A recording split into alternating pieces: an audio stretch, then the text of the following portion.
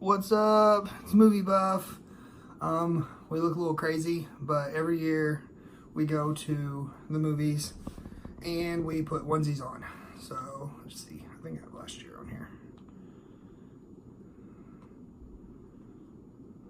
This was last year. She was the Grinch and I was Ted. And then this year I am the bunny from The Christmas Story and she is a Boomer Sooner. Because we are a Boomer household. Beat Bama. But no, we're going to talk about Bumblebee. It's the new one out from the Transformers series. And this is going to be, everyone thought this was like a reboot. This is not a reboot from what I understand. This is like a continuation film, maybe even what you would call a prequel. Because in the previews you do hear, what's his name's voice?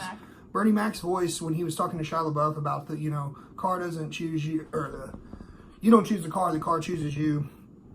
And he does shapeshift into a Camaro toward the end of the movie, and that's kind of like, okay, I can see how that ties in together. But for for all of the movie, he's a Beetle.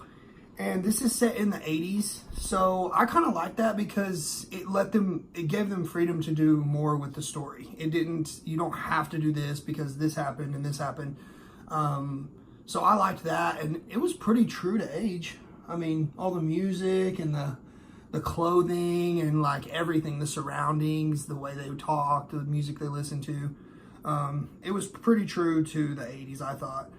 And I'm kind of like an 80s baby, so I know definitely what goes on. Haley Steinfeld is the main character of the movie, and I thought she was really good. She's good. I mean, I really hadn't seen her in much. I know she's been in a few things, but nothing like huge like this, and she's never really carried a film. I thought she did really well. Definitely pretty emotional at some point. I mean, not enough to like make you cry, but did you cry or were you not crying? I was not crying. It was emotional, but it was not like tear-worthy emotional. Bumblebee's like a little puppy. Yeah, he's a big giant puppy. He's kind of like he loses his memory, when he comes to Earth or whatever, because he comes from Cybertron, obviously, just like in the other iterations. And then you've never heard Bumblebee have a voice. And he has a voice Right. at the beginning of the movie, and then you figure out why he doesn't have What a happened? voice. Yeah, what happened to his voice?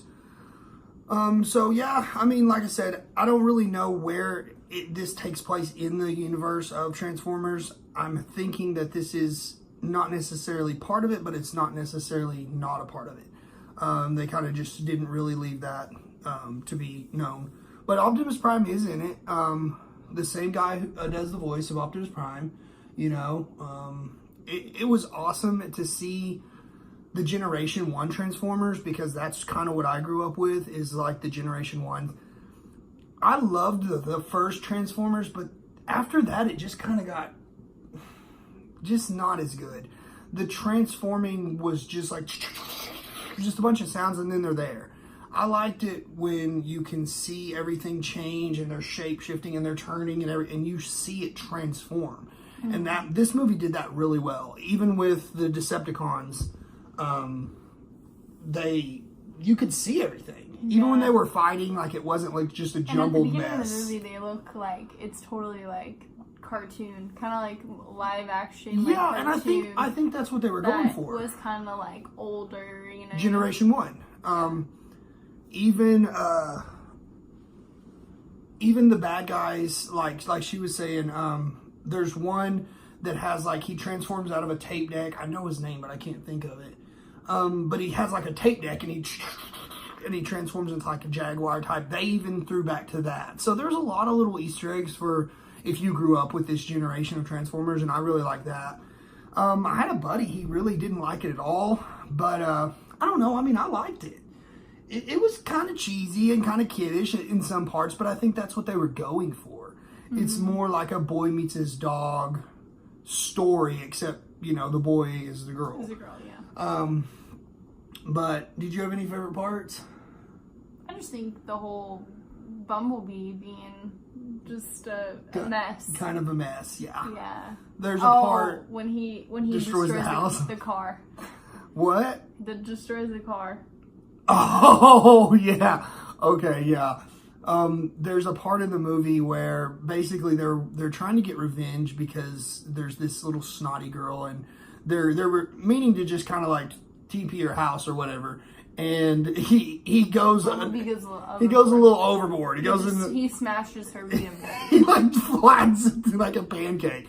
But this little bitch deserves it. She was a little shit in this movie. I really made me mad at what she said. And you were just like, well, girls are like that. Well, maybe in California, but Oklahoma people should not act like that. It was crappy. It really made me mad. But other than that, it was pretty good. I thought it had a lot of, like, I thought the comedy worked really well. Even with, like, the little boy that wanted to, like, be her boyfriend the whole time. What was his name? I want to say Milo or Mello or something like that. But he's pretty funny in this. He's obviously that nerdy kid that wants to talk to the girl but doesn't really have the nerve. But yeah, man, guys can check it out. I mean, I definitely give it probably 8. Give it a solid 7, 8. I mean, it's pretty solid. It's definitely worth seeing in the movies. I mean, we didn't see it on the biggest screen. It would probably been pretty cooler in IMAX, but we did a double feature today, so this is our second time we had to rock the onesies, for the tradition. So yeah, man. Yeah, go check it out, especially if you like Transformers and if you kind of grew up in the Transformer era. I think you'll really enjoy it because it is more of an old school Transformers. So, till next time, see you at the movies.